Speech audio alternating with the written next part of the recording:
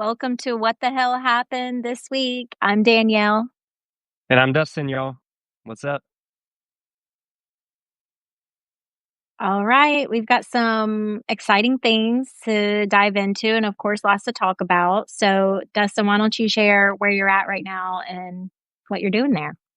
Yeah, I'm over here in New Orleans for Netroots Nation, which is a big progressive conference across the nation. A lot of people gather here, a lot of great speakers, uh, and Democrats and activists and thought leaders from all around the nation, all are descending on New Orleans. So we just started yesterday, so it's just been so much fun. Um, had some great panels that I saw yesterday, and today I'm going to be on a panel this afternoon with um, with some pretty important people. The Attorney General of Minnesota, Keith Ellison, which he was a longtime congressman. Minnesota. Yeah, he was a longtime congressman. He ran for the national Democratic chair like 4 years ago. Didn't He was like second place or whatever, but just real involved with things around the nation and Democrats. And he told me that he's got family from Natchitoches, so he's got connections to What? Louisiana. So that's pretty cool. And Cool. also on the panel, I'm going to be speaking. The sitting Connecticut state treasurer. So most of you know that I ran for state treasurer in 2023 here in Louisiana. Came up a little short, but we're going to be talking about people over profits and how the state pension systems, which I didn't realize this, but there's like $6 billion or $6 trillion in state pensions. Um, there's trillions of dollars in state budgets, and other things that we can kind of push our states to adopt principles that invest in like responsible investing, um, and things that uh, can really uh, change a lot when it comes to climate action and things like that. So that's what we're going to be speaking on. That was kind of like the main things that I talked about on my campaign in 2023. So we got that panel coming up, but we had an amazing night last night. Beto Tell us. O'Rourke. Tell us Beto, everything. yeah, Beto O'Rourke came to New Orleans and spoke to just a roaring crowd. It's Beto, not it's Beto, right? That's how you Beto, pronounce it. maybe Beto. Beto, or Yeah, I get confused by that. you should have But asked him last night. I know. I mean, they said his name a million times. I guess I just didn't even think about it. But there was a packed house of they said 2,000 people, and it was. I got Where the was prime it? seat. What was it It at was, Howling Wolf? yeah, it was at Howlin' Wolf. Okay. Yeah, that's a lot of people for that venue. I mean, it's a Yeah, big venue, but like that's packed. it was delayed for like 30 minutes because they're still trying to get people in, and so just packed. I mean, it was an amazing rally. Beto, Beto. Okay, wait. Beto Renea says, or sorry if Beto. I'm miss Okay, so it's Beto. Beto. Okay. Yes. So Beto gave like the most amazing speech I think I've ever heard. You know, I've always liked Beto. That's saying a lot. He was off the chain, like no holds barred, like fighting, had people cheering like after everything. He spoke What? for like 45 straight minutes. Not one What? not one drop of enthusiasm. And the questions, everybody was asking questions, and he was just like giving the most amazing answers. And it was all about just like we have to fight. We're this Trumpism and MAGA. They've been playing a different game for far too long. I was thinking last night, I was like, the Republicans have been playing Game of Thrones, and we're like, We've been playing Uno. Yeah, we've been playing checkers. They're like playing Game of Thrones. We're like they like went red wedding on us, Oh my and God. this whole point was like everything on every single angle we got to fight. And I made some good points about like precinct organizing, which is what we're trying to do here in Louisiana now. We're going to try to have a really good use our volunteers across the state. We have a goal of around 4,000 volunteers across the state to take a block. So if you're interested in that, um, and what precinct organizing is like you have a neighborhood or a block, and you just stay in touch with the Democrats and no party candidate people too. Stay in touch with people year round, and when it comes time for voting, like you make sure you call down the list, and make sure everybody goes and votes, and you built those relationships. And we realized, like with the state party, like we need to get back to the nuts and bolts of how things used to be. That's how we built power, Mhm. in the 40s, 50s, and 60s and 70s. We've just gotten away from that. So we talked a bit about that, and just um, he was, pouring down sweat, just had had Was there no AC at the Howling Wolf? it. I mean, Or when I is it first because there got were there, so it many was fine, people but there was there? so many people there, and I had the prime seats. I was like right behind Beto on the stage, like a little bit above them. So, like, of course, because I saw my Lake Charles people were sitting up front. Um, uh, some like Louisiana Democrats and stuff, and that were from Lake Charles were sitting up front. So I was like, there was an empty seat, so I was like, I'm gonna sit with y'all. But I was like right behind them, so like You're in all he the was. pictures? Yes, of all the pictures, like literally 4 feet behind Beto. Um, and it was just great. It just really got me excited about the future. And after the speech, of course, there was a long line of people taking pictures of Beto, but I was listening to the Tim Miller podcast, the Bulwark podcast. I don't know if any of our Oh, listeners Tim. I listen to was the more Bulwark podcast. excited that you met Tim. I love Beto as well, but I know. I was Tim, like he's so a New excited. Orleans native. Um, He's love not his he's not a podcast. native, but he's not a native to New Orleans, but he lives in New Okay. Orleans. Yeah, I think Where he's is he from like from? I I think he told me like he said on his podcast he was originally from Colorado, maybe like Okay. Denver But he area. lived in New Orleans for a while. Well, he lives in New Orleans now, and he's got a daughter Right. and a husband. But Tim Miller, I'm a faithful listener to his podcast because he's hilarious. He has some great guests, and I mean his podcast is He one is of the so top in the nation funny. now. He really is funny. Yeah, and Tim is like he's a past Republican. He's kind of more like a Lincoln Project Republican, so he's Mhm. not anymore. So he just gives a different perspective on his podcast, and of course he has Democrats on all the time. Um, He was in Jeb Bush's he was one of Jeb Bush's primary advisors, right? So yeah, and not only was he did he used to be Republican, he was like a strategic advisor in the Republican Party. So the cool thing is like he knows all those talking points. He knows like the exactly. behind the scenes strategy that they're using, which makes him it's a great unique position for him to be in now because he's progressive now, right? Yeah, exactly. He's progressive, Yeah. and you know, he also worked on the John McCain. So he was kind of like all the normal Republicans back when we used to have normal Republicans. But he just Yeah. gives such a great perspective, and he's hilarious. So I was listening to his newest podcast on the way to New Orleans yesterday, and he said in his podcast, he's like, "Yeah, Beto's coming tomorrow night. I might have to go see him." So I was like, so whenever I went to go see Beto, uh, and I was like, I gotta find Tim Miller. And sure as hell, afterwards, I went to the back, got a beer, and Tim Miller was there. I was like, Tim Miller, and so I got a got a picture with him. And me and him have DM'd each other on Instagram because I wanted to get him to come speak at our Louisiana Democrats True Blue Gala in New Orleans last year. But he responded like it was like right before. He's like, "Sorry, I just saw this, but in the future." And we've DM'd about talking points here in Louisiana, dealing with Jeff Landry and stuff. And I I remember that one of his main tips for me is the sales tax. He's like, attack the Republicans on the sales tax. I was a former Republican. I know how much they hate it, like hang that around their necks here in Louisiana.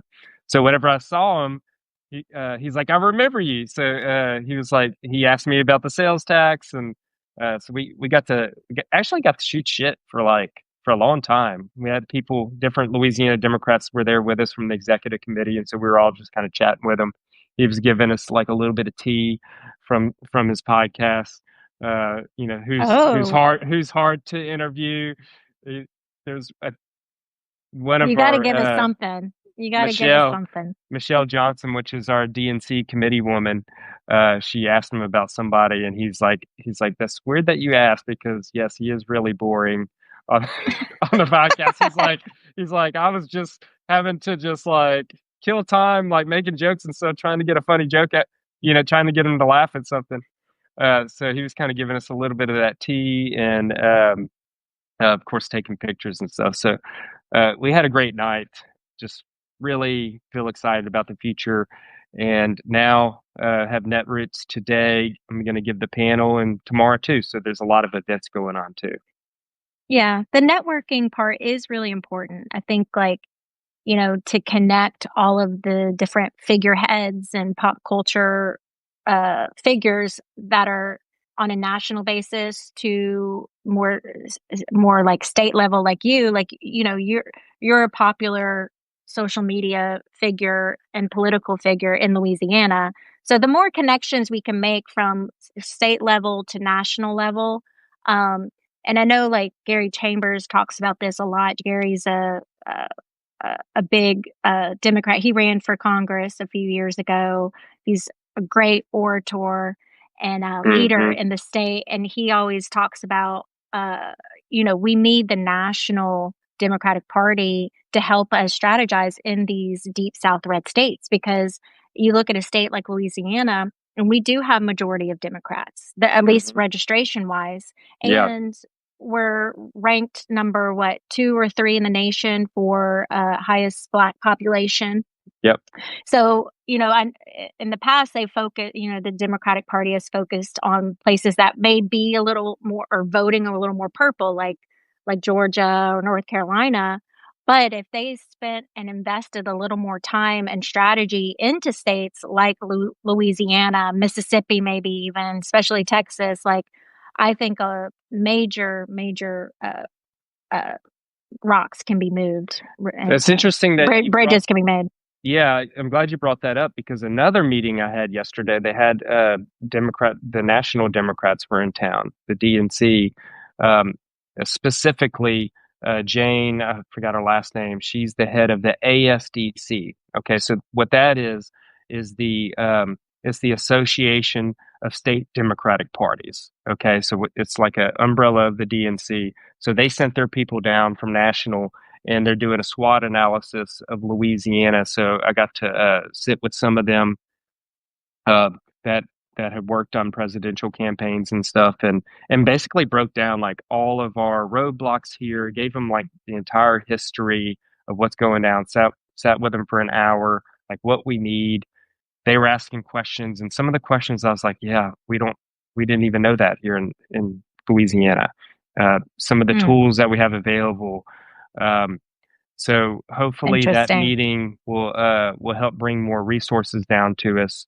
And during Beto's Q&A, Katie Darling, our first vice chair of the Louisiana Democrats, we love you, Katie. Yeah, she was great. She gave a shout out to because right now we have recruited people to challenge all 4 Republican congressional districts in Louisiana. They all haven't announced yet. Most of them are announcing at Labor Day. But one of them, Lauren Jewett, was there. She was volunteering for the Beto event. And Lauren is running against Steve Scalise. So gave her a shout out. Beto called her out.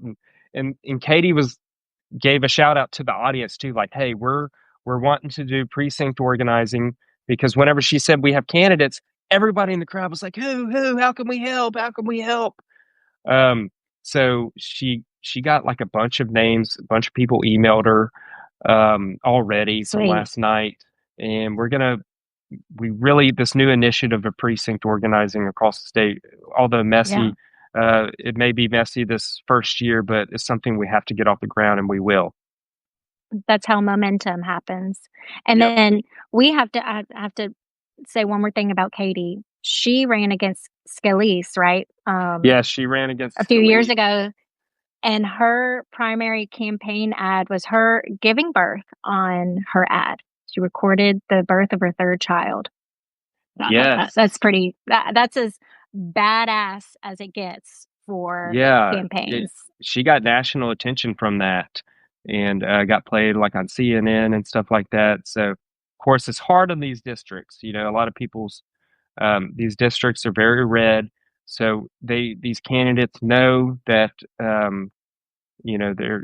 don't have a high probability of winning, but these are candidates that are ready to do the work, like that are ready to get out there because we need a voice in all of these campaigns. We can't let these seats go unchallenged and them not even have a challenge at all. You said all of the Congress and Senate positions are going to be challenged, right? You have So the confirmation of Senate, that? the Senate seat, There's nobody only has announced one. yet. They're still recruiting. Oh, There's a couple people that are interested that we're recruiting for the Senate seat, Bill Cassidy's seat, which he's being challenged from the right. So we don't even know if it's going to be Bill Cassidy. It's likely not. It's likely to be a super MAGA crazy person that runs for that Blake seat. Miguez. Yeah. Oh, like biggest tool in the state. Yeah. Tool Academy all the way. Like, Well, maybe this is a good time to transition into the gerrymandering. Did Beto yes. comment on the Actually, Democrats in Texas? yes. Because Louisiana is also at the top of the list for most gerrymandered state. Yeah. So what they're going through over there is just, it's the Game of Thrones, like, shows how bad these people and what bad actors a lot of these Republicans are in our state legislature.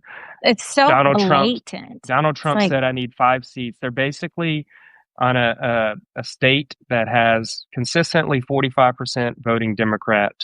They want to wipe out almost all of the seats for Democrats, and they're going to gerrymander it more. So, for those of you who don't know, the Texas state legislative Democrats are leaving the state to deny them quorum so they can't even go there and gerrymander because it's already gerrymandered as it is. Like, we already don't right. have enough Democratic seats, and they want to basically get rid of all of them. So Beto is actually right on the front lines of that, helping them. His foundation or PAC or whatever has That's right. helped the funding of them to travel out of state.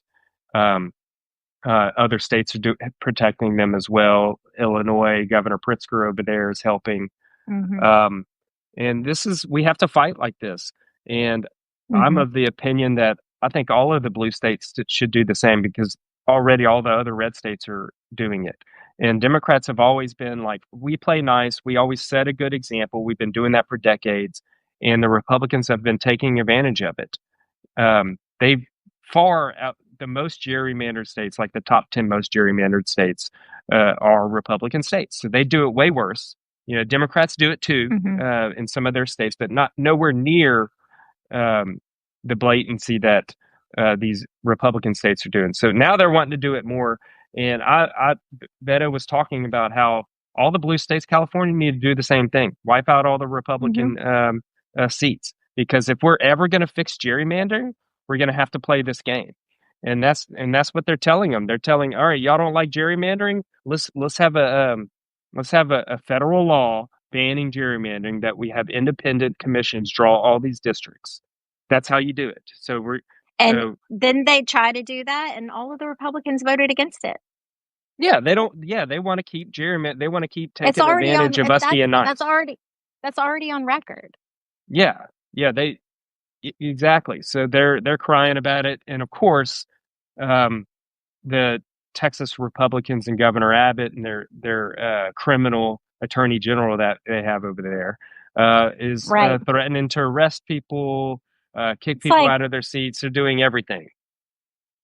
if it wasn't so disgusting and blatantly corrupt and evil, it would be funny because it's an actual clown show. Like, Yeah, they all are what they accuse the Democrats of being.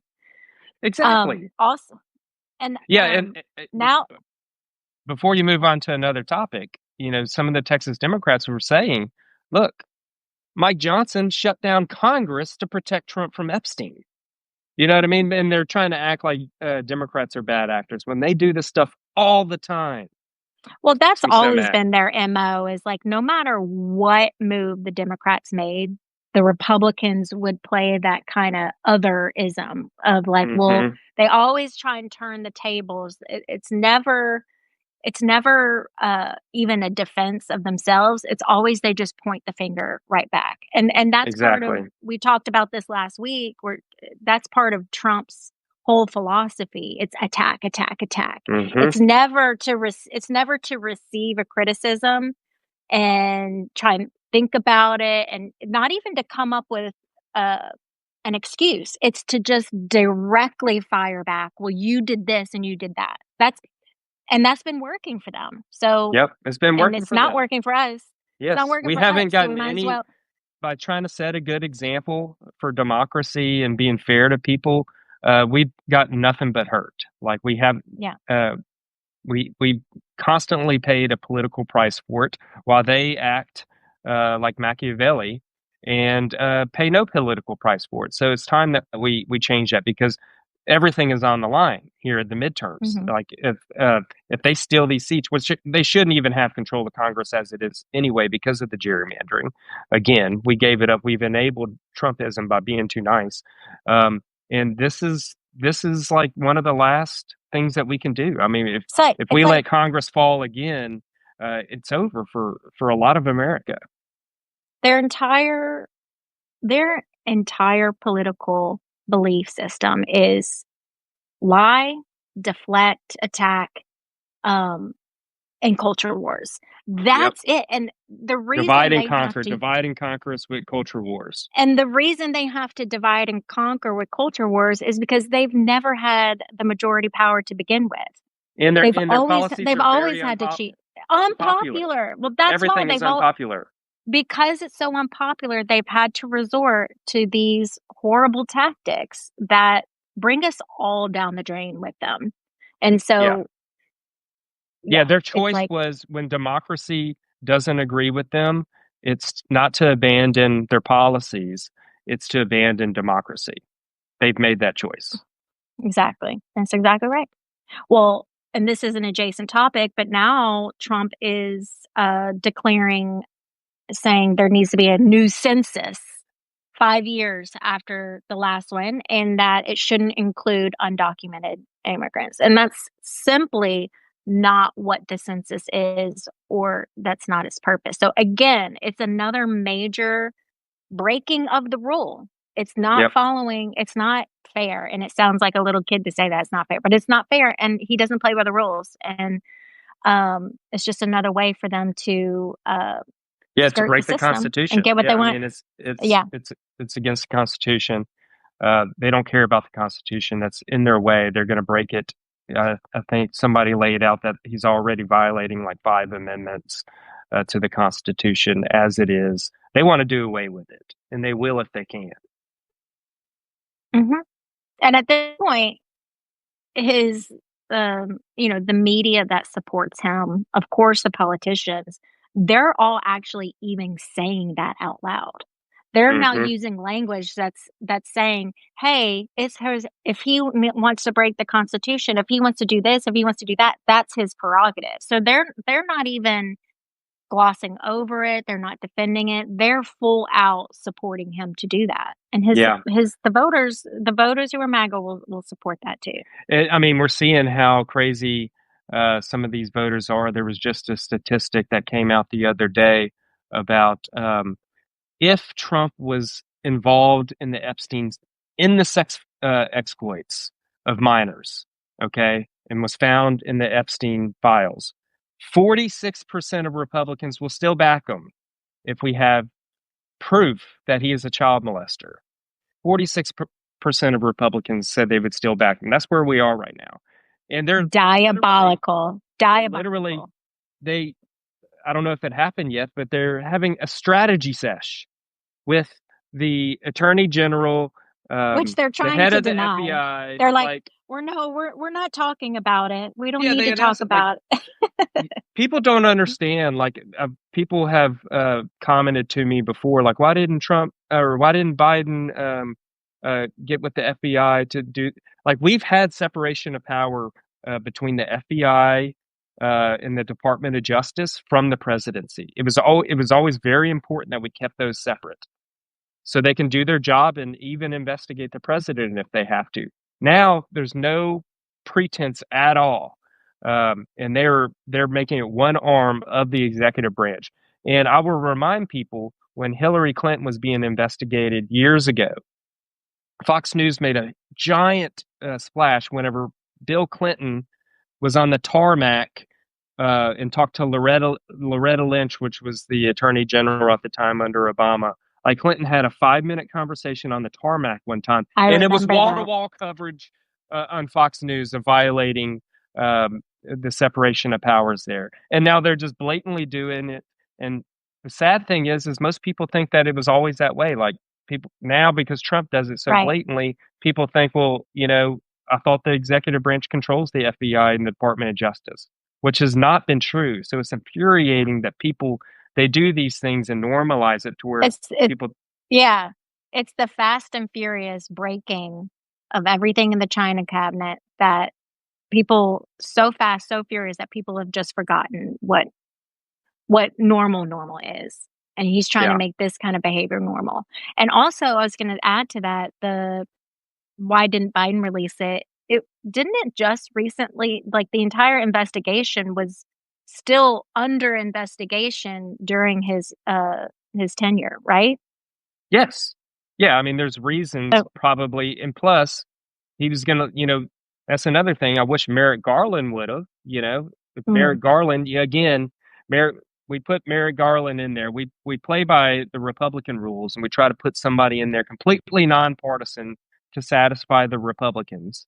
All right, Merrick Garland is like straight-laced, not political at all. So we put him in there on purpose to.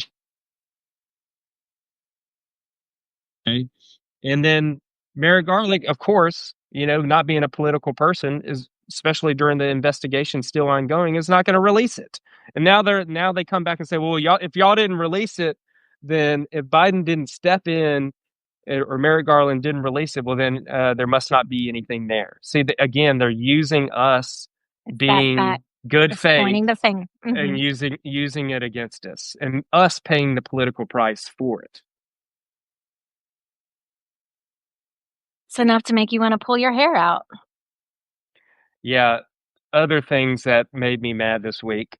I mean, this is WTH. What the hell happened this week? I've got a few myself. RFK Jr.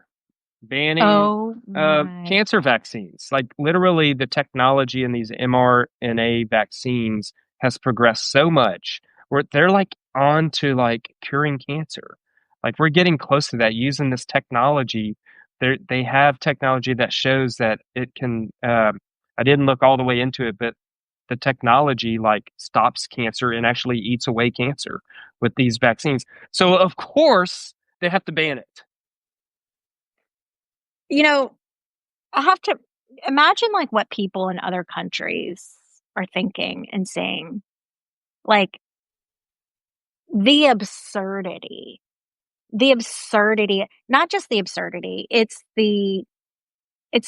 actually equivalent to what he's doing is going to cost children's lives in the millions.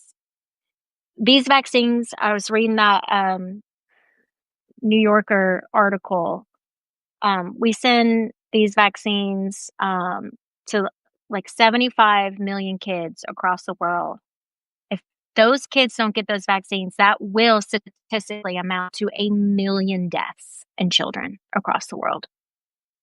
And for no reason at all. How pro-life is that, huh? I mean, we've all lost somebody to cancer, and this is like...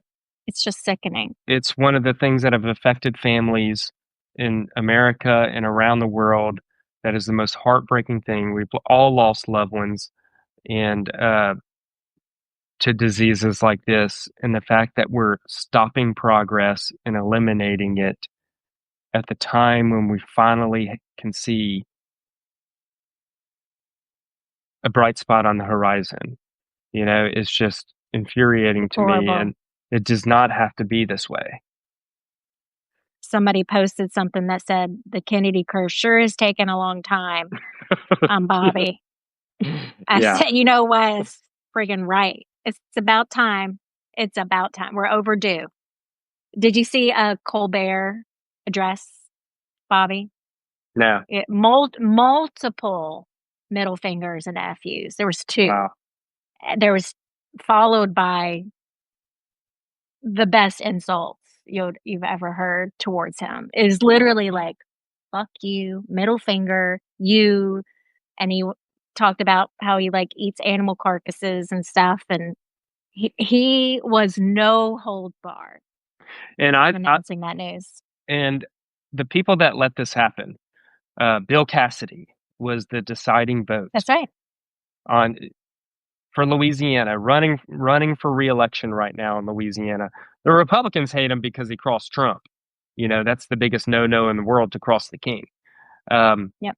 but he won some respect from Democrats whenever he voted for impeachment. So he has done the right thing. He knows what's right and wrong. He's a doctor, Dr. We Bill Cassidy.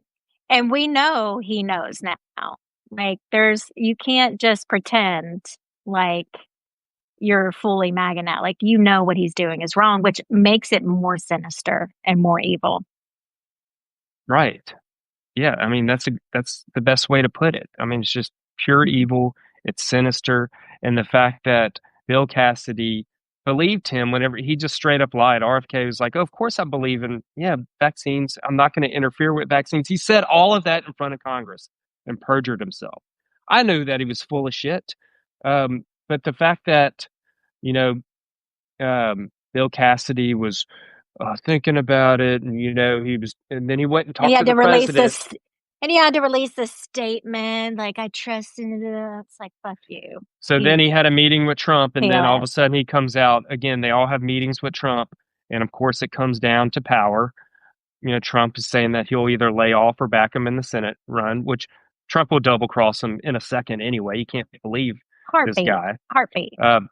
And now millions of people are going to be affected by this. Yeah. And speaking of referring to him as a king, we have to talk about Tim Cook going into the Oval Office, literally giving him a bar of gold, which one of the first episodes you and I did, Dustin, was when Ezra Cooks, we always reference it. It's still legendary. Ezra Klein. When Ezra Klein interviewed Gillian Tett in the Financial Times, and they literally talked about how Trump wants golden statues and golden tributes. Literally, like that, and that actually happened yesterday, the day before. Like he brought a gold bar, and you could see, you zoom in on Trump's face, and he's like got this shit face smile on, like he's melting. It was like that's just gold, melting, like gold, like somebody was like stroking him, like you're the best, and here's how I prove it with some gold. It's so disgusting. He's It like made some me want to evil vomit. villain in like a cartoon. He's Dr. Evil and Austin Powers. There's like, I didn't even know like people like that exist. Like I thought that was like from hundreds of years ago. He's literally just such an evil character. You bring gold in front of him, he's like, gold. Yes, I'll do whatever you want. It's like so crazy to me that his followers like think that that's cool and normal, and they're like, yeah, I support that. It's just wild to me. But anyway, so he announces the 100% tariff on the semiconductors, except for Apple. Mm-hmm. And Apple, by the way, because he gave him the bribe. He gave him the bribe, right? It's just, I mean, what's the phrase when you the favor for favor? What's the political term? Quid pro quo. In front of our faces, and Apple can't live up to that promise of that, and that they already invested a bunch of money into. Yeah, they're buying time. They already spent a big chunk of billions of dollars in building manufacturing here already. So they literally just kind of threw out this number of like whatever Trump asked, they just said, yes, we'll do it. It's like the highest level of corruption like that you can think of. Like Tim Cook giving that gold iPhone, which probably costs like, I don't know, $5,000 or $10,000. No, it probably costs like $30,000 or $40,000. he knows he gave it because he knows that that's probably going to save them $500 million in revenue. Exactly. So Exactly. Trump doesn't personally attack their stock. And Apple phones, yeah, and Apple phones will never be made here. It's not going to happen. It's just no, not going to happen. They're made in India. So, and of course, if the promises fell short of promising to be made here. Probably Trump even knows that that's just not possible. And if you put that restraint on them, then the iPhones would be worth quadruple what they're worth. but But but Trump gave his salary to charity, Danielle.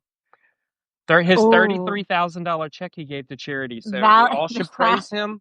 We all should clap to him. He wants, touche, he wants admiration for donating his salary. I've actually had people say like, well, he touche, donates his touche. salary. So we're talking Trump's net worth has literally like more than doubled. He's got over a $5 billion net worth that we know of. Uh, Already, he's made $2 to $3 billion on ripping off America and using his seat for money through crypto scams, propping up his Truth Social stock. I mean, literally gets five, He ten gives million dollar bribes. bribes for pardons, For and the he got pardons for a the $400 million jet, which 500 million, 600 million that we're going to spend of taxpayer money to make into $1 billion jet that he gets to keep after and his presidency. by the way, Chris Murphy floated a bill that said, okay, he can accept the gift, but he can't. But let's just make sure he can't keep it as a personal property after his presidency. And of course, the The Republicans Republicans said no, voted it he gets down. to keep it. Yeah, uh, it's a complete cult. uh, yeah, the biggest con of the century, if not longer. We let's Yeah, I mean, we have to stop this gerrymander. We have to gerrymander ourselves because we're never going to fix gerrymandering ever unless we all do it. All right, and even the playing field, and we have to make sure and win the midterms to hold him accountable because if That's they what it's win the about right midterms now is the again, midterms. if they rig the midterms and get away with that, no telling what he's going to do in his final 2 years of office. He won't be I feel leaving in 2028. We're going to be stuck no. with him until he dies. And I think that's why it's so important, like what the Democrats in Texas are doing right now, because it's like it's like quicksand in your hands, right? Because at a certain point, we lose our ability and our friction to be able to fight, especially when he's doing things like because we didn't get a chance to talk about this last week. We talked about the jobs numbers, but later that day after we talked, he fired the woman who was in charge of that data and Yeah, the Bureau of now Labor Statistics. yeah. And now they've already hired somebody else who I don't know if y'all saw this, but there's new data they found. And of course, there's no time to release the New Epstein data. We files, but found new data. We found new data. there's no time to release the Epstein files, but there is time to make a blowout. He loves those fucking printout giant bar charts and shit. And of course, they had time, and the guy comes out and he goes, "Oh, sir, President Trump, you were right. We did go and it turns out they were inflating Biden's numbers, and we found new data that nobody has ever seen before. And your jobs are actually." Incredible, sir. They're amazing. They're the best anyone Yeah, has and ever seen. he's sitting there looking at the charts like this. Yeah, yeah. Like, see, y'all see That's these right. charts? That's right. I knew it. I knew it all along. I just knew But from they're my not going to gut, release the you know. data yet. They gotta verify the data, Sure. make sure it's legit. Then I'm sure they'll release the exact figures to us Yeah. soon. But I bring that up because every day they're creating more and more. They're putting up a new mirror in this house of mirrors and they're skewing reality. So that's like my biggest fear is like, can we even get to midterms? Can we even get there where it's going to be legitimate and there will be an even playing field? Like, my biggest worry right now is can we even, like, sure, I want to build Yeah, this fight and let's start back in the precincts and let's fight fire with fire. But I hope we still have a shed of democracy when we get there because we're 7 months in, and that's in another year and 3 months away. Yeah. And when I And they're talk going to about try time more now, things than that. That is just the base exactly. level thing that they're going to try. When we're talking about 3 months, 6 months, a year, 12, 15 months, that's forever. Yep. It's too far away for me. Um, so yeah, but if we can stop them in their game right now, stop the redistricting, start the redistricting in Illinois and New York and California, maybe we'll have a chance. That's why this fight is so important, because at a certain point, um, things get too diminished and it doesn't give us a chance from the start. It's like they're got to have a giant head start for midterms if they start breaking the rules even more. Yeah. I mean, there's so many things to talk about. I have a whole list of things. I know we can't get into it all. But um, you know, here in our state government, Governor Landry breaking ethics laws. He just sent out a letter to 700,000 people. It was basically a political letter Oh my saying that god, I like saw that. he fixed our insurance crisis, and he blamed one of the attorneys that you see on the billboards, Morris Bard. He blamed him, but that's not the scandal. The scandal is he spent $400,000 of taxpayer funds from Louisiana taxpayers to send out this political letter um, targeting a business owner, which is not the fault. Our insurance crisis is not the fault of the attorneys. It's a fault of climate change. That's why insurance rates keep going up, is because our state is washing away. The hurricanes are getting worse and worse. Every time a hurricane comes, it's 20 to $100 billion in damages. And now, Yeah. if we do away with FEMA, we're not even going to have help from the federal government, or just little help. But, well, he may give us some help because we're a MAGA state. That's the only reason why he would give us help. But I'm learning here at Netroots Nation, and again, I have that panel that's coming up in a few hours. We're going to be talking about this. But I learned that other states are having insurance crises as well. Like, we're not the only ones. Like, it's Oh happening yeah. To say nationwide. it's an understatement to talk about anything related to the insurance But the crisis. Republicans have no response on how to fix insurance. So that what they do is they blame attorneys, or they blame people. What they do is they blame people for suing too much. You know what I mean? Mhm. Just like they blame people for being sick, medicated. Everything's fraud, waste, and abuse. That's their answer to everything. Every they Yeah. they try to project most of our people as just taking advantage of the system. They're the ones that take advantage of the system Correct and me if break I'm ethics wrong, but laws and rig our government.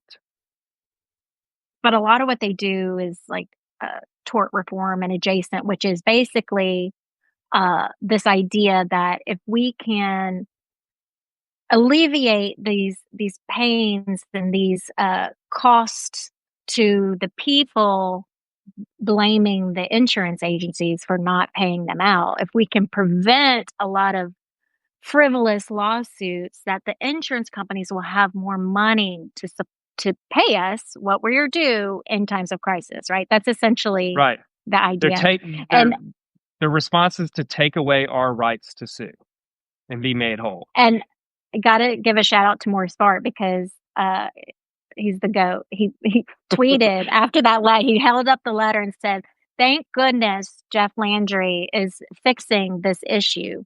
Um, that way, next disaster, uh, when they're not paying out their claims and stuff, we can go ahead You won't and blame blame me. fine. You can't blame me, right? Because they can't sue me anymore. So who are you going to blame after that? Kind of like, all right, bring it That's how you on, have to bring it play on. it with these That's assholes. I mean, you just have exactly, to fight fire exactly. with fire. Yes, you have to put it in their nose. Like, Oh anybody God, believes the Republicans are going to fix insurance crisis. This is going to be, joke. I think, one of their downfalls, and one of the ways we actually have climate action is because we need to tell people, like, the reason your energy bills are going up, that your insurance bills are going up, is because they won't do anything on climate change. and we won't And they hold the giant companies that send out their profits overseas to shareholders. They're paying nothing.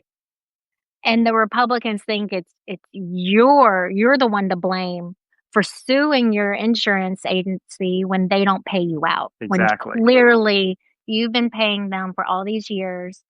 They blame us.